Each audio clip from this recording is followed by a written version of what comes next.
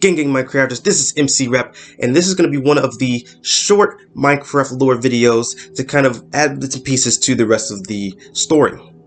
Now let's keep it short. I think that curses really do say a lot about Minecraft lore. Now I think in order for us to understand what they mean, we have to assume one thing, and that is that curses are probably meant to be a hindrance by intent rather than simple experiment. I think that the curses we see on items in the Minecraft world, I think it's safe to assume that these weren't, put there by accident, that people weren't experimenting with magic and happened to create a curse and just left it on their items, but instead that these curses were created and meant to be a hindrance to whoever would be wearing the armor or using the tools that they were put upon. Curses also build upon the idea that there is a higher or stronger type of magic in Minecraft. Given from the player perspective, curses cannot be removed either through repair or through grindstone, nor can they be created as if through an enchantment table. We can only either find them in the world or have to go through villagers in order to create them. I think this supports the idea, this reoccurring idea that we'll see through these short videos, that there is a higher or stronger type of magic in Minecraft that players simply don't have access to. And given that players don't have the ability to interact with curses, either because we don't have the tools, the resources, or just the inner ability to interact with them, supports this idea that there is a type of magic that players themselves cannot naturally interact with and obtain, but we have to rely on others in order to do. But we can even look more specifically at both the Curse of Binding and Curse of Vanishing. Now, I think the Curse of Vanishing is definitely more interesting and leaves us with some very interesting questions to think about. Now, if we are assuming that curses were meant to be a hindrance by intent, that they were put on items in order to purposefully hurt the players or the creatures that would be using them, we have to really consider what that means for the Curse of Vanishing. We have to say that the creator or the implementer of the curses understood the concept that a player could respawn, and so it makes us ask the question, were there other players before the player that we played with when we entered the game that could respawn, or has the player we've been playing with living and respawning for a very long time? Because, the places we could find these things is like in chest loot in the end cities and in fishing.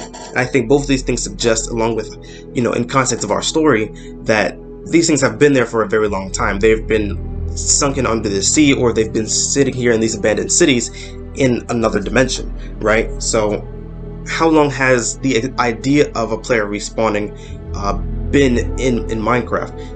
And although I don't think we have the correct answer to that, I think we're getting an idea of how long that may have been a thing, but we have to consider what that might mean for the context of our story, because has there been, maybe the ancient players also could respawn, but somehow there has been a way for them to be eliminated, or maybe it means that they haven't been, there wasn't necessarily a mass extinction, but perhaps being zombified, counteracts the idea of them being able to respawn.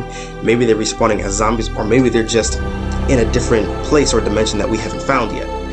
Or perhaps we are indeed the first player to respawn, but how long has that been a thing? Maybe we have always been respawning, and everything that we see in regards to the player's existence has indeed been from just this single player.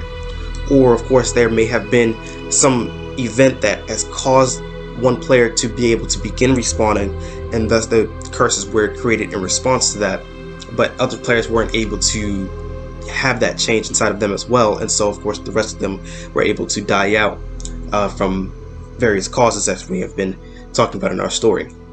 So it definitely gives us a lot to think about, and definitely may say a lot about where the direction of our story can continue in regards to where Minecraft lore starts and comes from.